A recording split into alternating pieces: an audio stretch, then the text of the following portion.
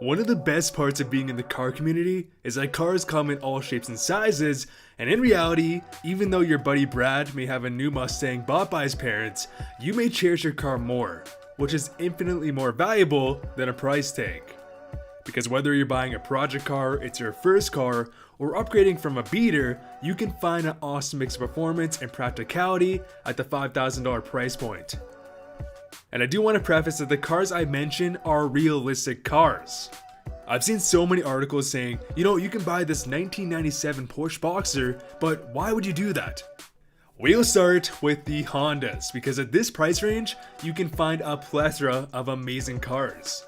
And so I'll start with a 5th gen Honda Prelude. Introduced in 1997, the 5th generation would only stay in production until 2001.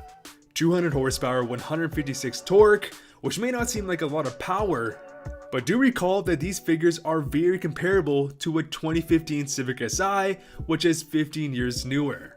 So combine that with a 2,900 pound curb weight, 0 to 60 in 7 seconds, and a 5-speed manual, this car is a blast to drive. And if you can, look out for the Type SH model, which boasted a range of extra goodies including ATTS, aka Active Torque Transfer System.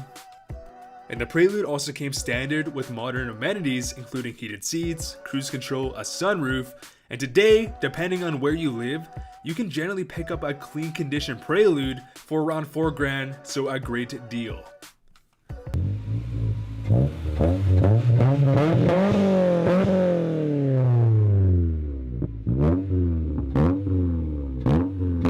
Next, we have another Honda, which is the RSX Type S.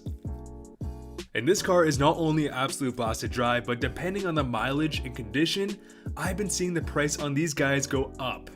And just like the Prelude, the RSX had a 2-liter 200 horsepower engine that produced 142 torque. It had a newly introduced 6-speed transmission and could go 0 to 60 in a very impressive 6.7 seconds.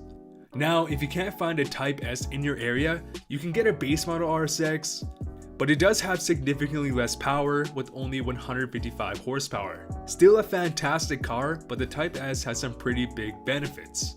And honestly, if you're getting into cars or perhaps upgrading to a new ride, the RSX Type S is probably the #1 car on my list in this price range. I came very close to buying a very clean model about 4 years ago. I hummed and hawed, I let it go, and it is a car that I always wished I owned.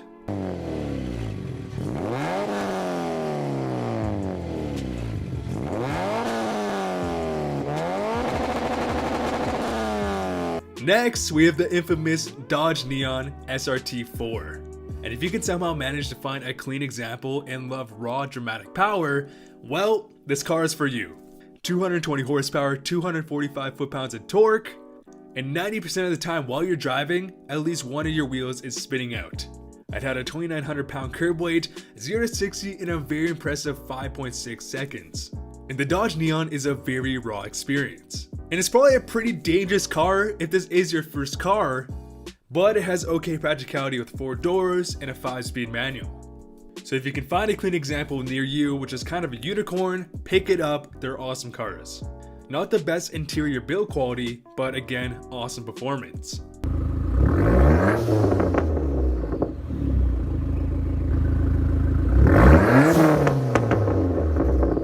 Next, we have the Mark IV GTI. And if you want something that has tuning upside and practicality, and realistically a car your girlfriend will like, the GTI is the car, as it is definitely the most comfortable ride on this list and is a blast to drive.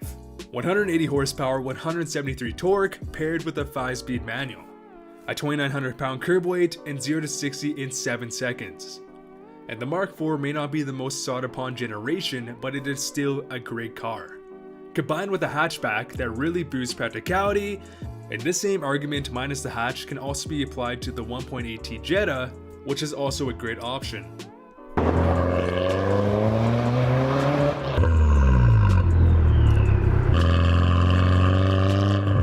Next, we have one of the most underappreciated cars of the 2000s, the Cobalt SS Supercharged. And this car received no love.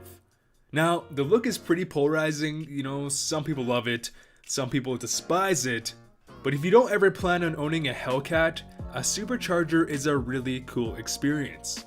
After I graduated high school, I was looking for something that had more than just, the NA engine, and I actually bought a 2007 Cobalt SS, and I really liked it. It was great on gas, the interior is nice, it came with a stock boost gauge, which I thought was pretty cool, 205 horsepower, 200 torque, 0 to 60 in approximately 6.7 seconds, and you can find a clean example for well under 5,000. And I will say, from an owner's perspective, this car was really fun to drive in a straight line and made some awesome noise, especially if you got a cold air intake, but it definitely wasn't the best handling car that I've owned.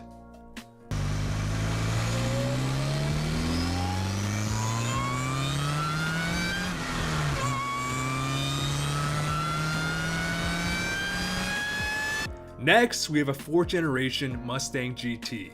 More specifically, the 1994 to 1998 model.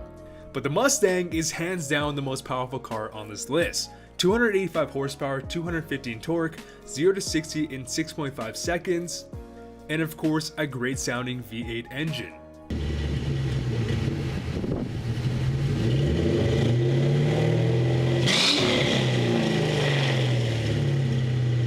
Now, if you need a 4-door or this is the only car and it snows where you live, I don't recommend it. But if you live in a warm climate and want that V8 experience, the Mustang GT is the perfect car for you, as it's a blast to drive and again makes some awesome noise.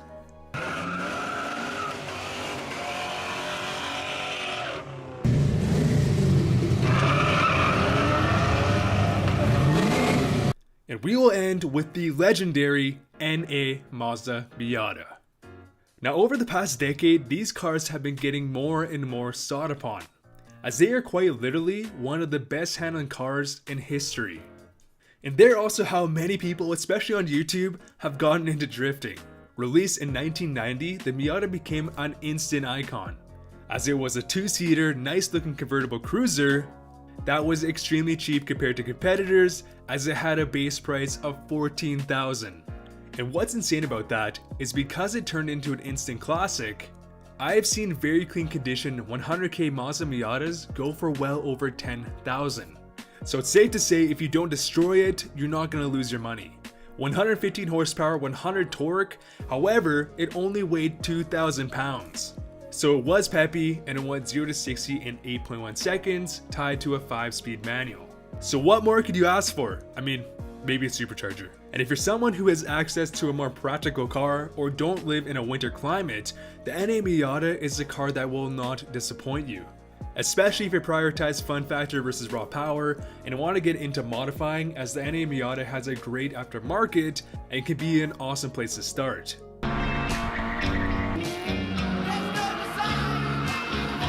But anyways guys, what other cars can you name that cost $5,000 or less?